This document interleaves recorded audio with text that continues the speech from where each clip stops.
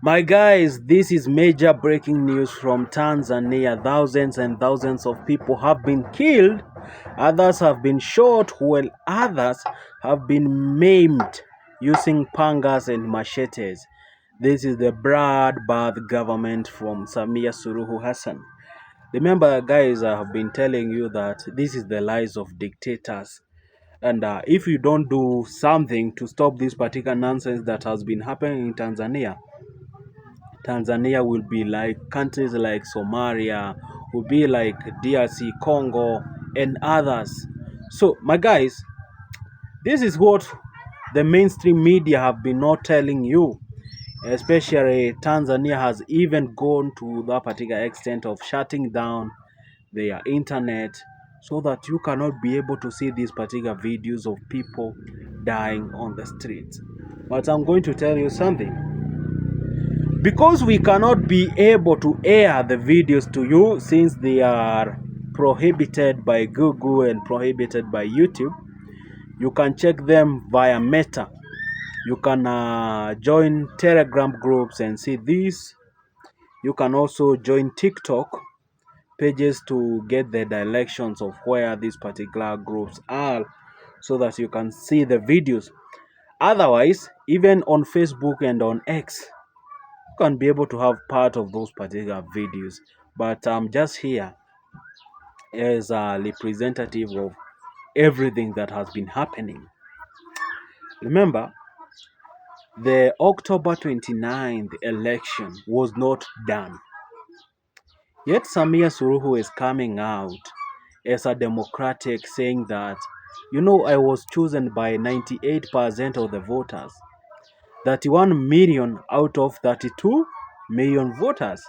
That doesn't sound even sane, because if you are chosen by 98% of Tanzanians, how comes there is huge numbers of people out there protesting against you? 2% is not a big number. So you want to tell me that 2% is able to protest everyone to make you to shut down the internet of the country? Are we the mad people or you are the mad person?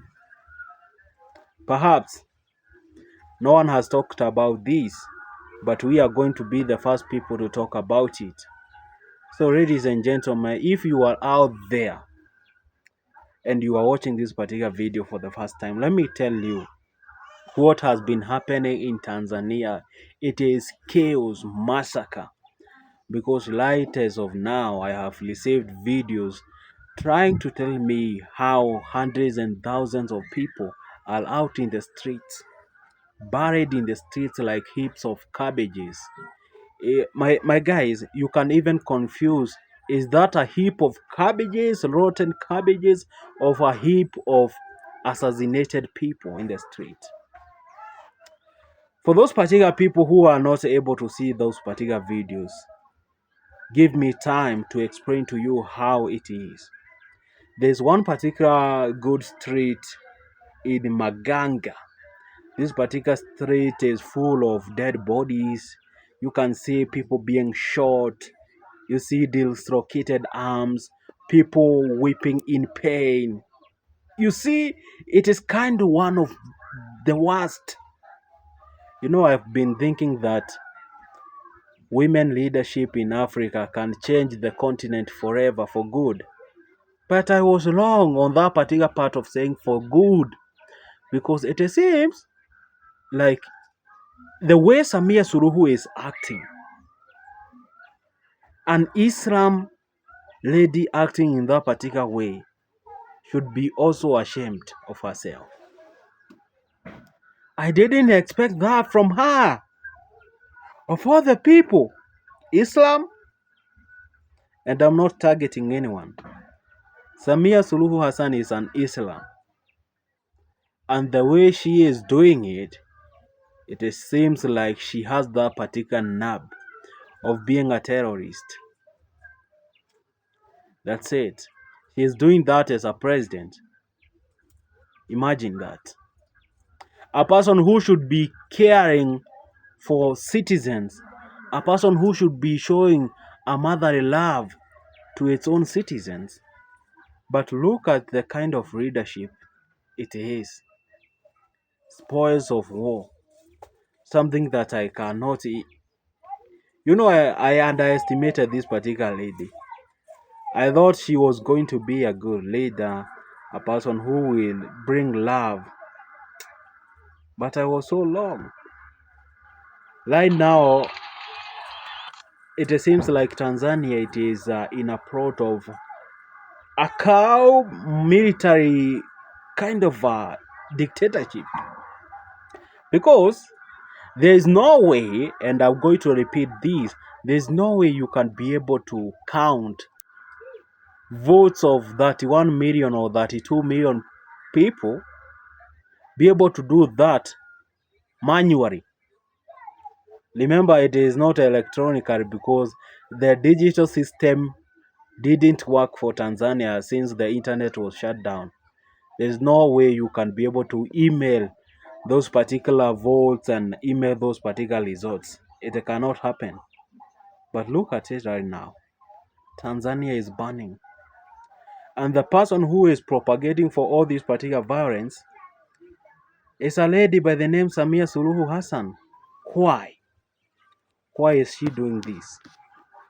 Has anyone paid her to do this particular kind of things, or what is it? My guys, I've done my own research and came to learn that the opposition of Tanzania, full opposition, it is in prison. Majority of them are struggling in prison, talking about Chadema leader Tundu Lissu, and other particular political opposition who are not agreeing with this particular government has been taken back to prison. So my thing is, this particular lady is going to rule by chest, is going to rule using police, but she forgets that it comes to a certain time, ICC will kick in and she will lose her power. And remember, she will not be in that particular presidential seat forever. It is only 5 years, and 5 years cannot make you to be a dunderhead, some like to be that particular, you mean what I'm talking about. She cannot rule forever. It's going to come back to her. People are going to protest. People are going to say no to this particular kind of violence, and she will be arrested at the end. Ndugu zangu wa Tanzania, nimeona yale mmekuwa mkiyapitia, nimeonea kupitia mitandao ya kijamii, lakini sasa wacha niwaambie, sisi wanahabari hatutaketi chini tujiangalie nchi ya kwenu ikiteketezwa. Tutaongea, tutafanya kadri ya uwezo wetu kuhakikisha muko pazuri. Alhamdulillah, tuonane.